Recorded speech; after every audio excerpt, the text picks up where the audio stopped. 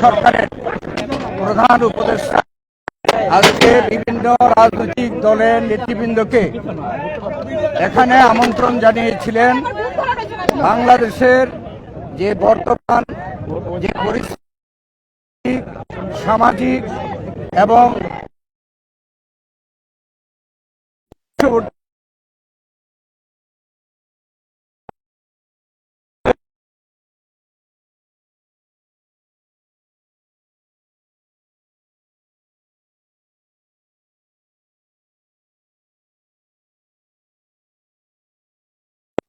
আলোচনা করেছেন রাজনৈতিক দলের নেতৃবৃন্দ এবং আমরা বিএনপির 5 জন এখানে উপস্থিত ছিলাম।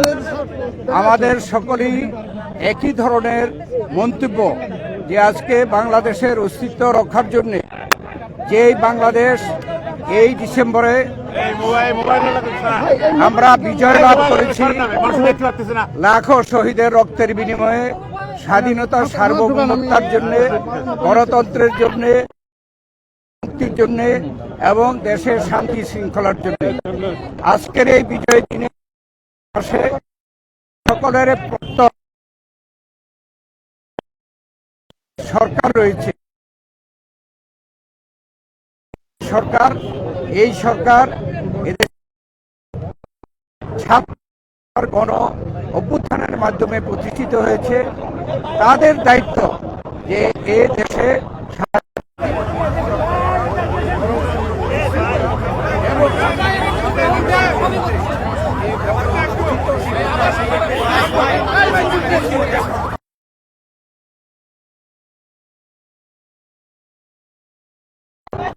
সরকারের সহযোগিতা করছে।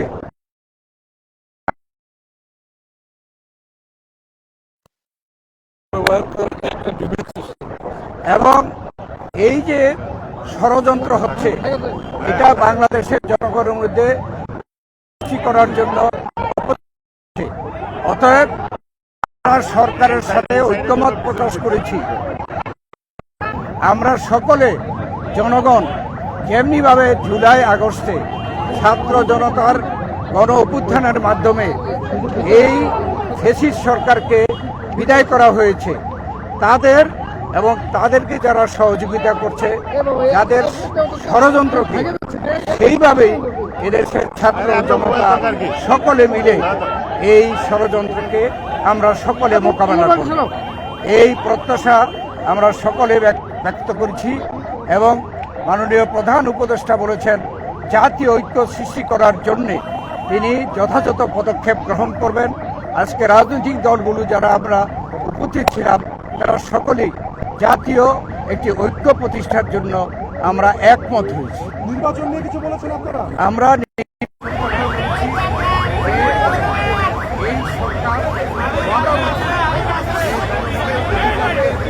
ফিরিয়ে দেওয়া, তাই আমরা বলেছি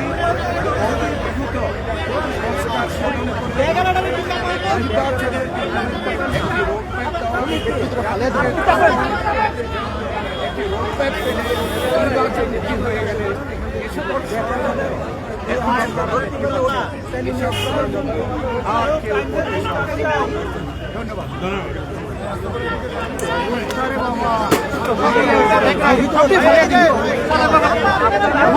আপনাদের কথা বলেন